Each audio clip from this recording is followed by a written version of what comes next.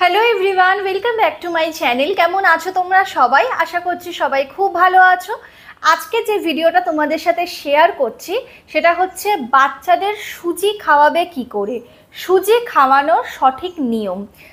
যাদের বাচ্চাদের বয়স 1 বছরের ওপরে, আমি আজকে ভিডিওটা তাদের জন্য বানাচ্ছি, কারণ আমার পুতুলকে আমি 1.5 বছর বয়স থেকে সুজি খাওয়ানো শুরু করেছি। তো ভাবলাম এই রেসিপিটা তোমাদের সাথে শেয়ার করি।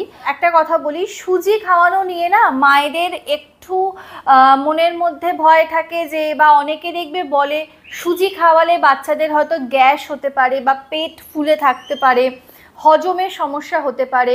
তো এইগুলো কোনো কিছুই হবে না। যেভাবে আমি দেখাচ্ছি তোমরা যদি চাও সেইভাবে বাচ্চাকে খাওয়াতে, সুজিটা এমনই একটা খাবার যেটা বাচ্চাদের পুষ্টিগুণেও খুব সাহায্য করে, শরীরের দিক থেকে ওদের পুষ্টিটাও খুব ভালোভাবে হয়।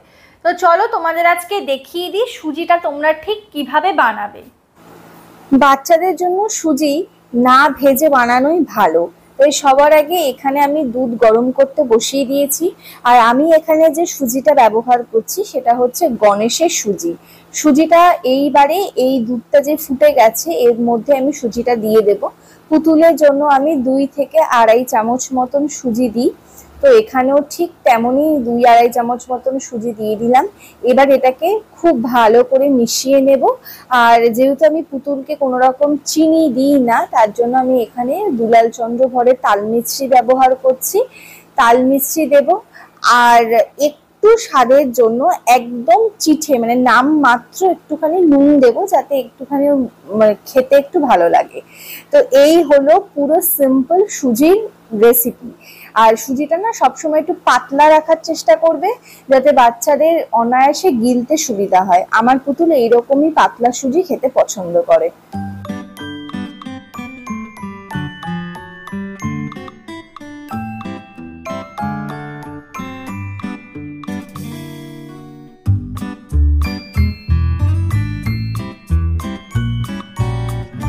এই ভিডিওটা আমার বানানোর একটাই কারণ, সেটা হচ্ছে সুজি আমি যখন পুতুলকে অনেক 2-3 রকমভাবে আমি সুজি খাইয়েছি, তো তার মধ্যে থেকে যেটা আজকে তোমাদের সাথে শেয়ার করলাম এই সুজিটাই আমি দেখেছি কোনো অসুবিধা হয় না।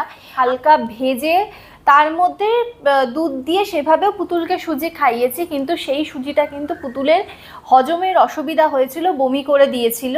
তো তাই বলবো বাচ্চাকে, একদম ছোট্ট বাচ্চাকে সুজি ভেজে না খাওয়ানোই ভালো।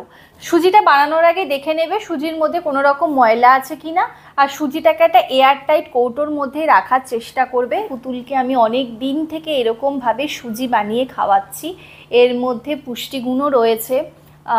আর এই সুজিটা না ওয়েট গেইন করতেও খুব সাহায্য করে।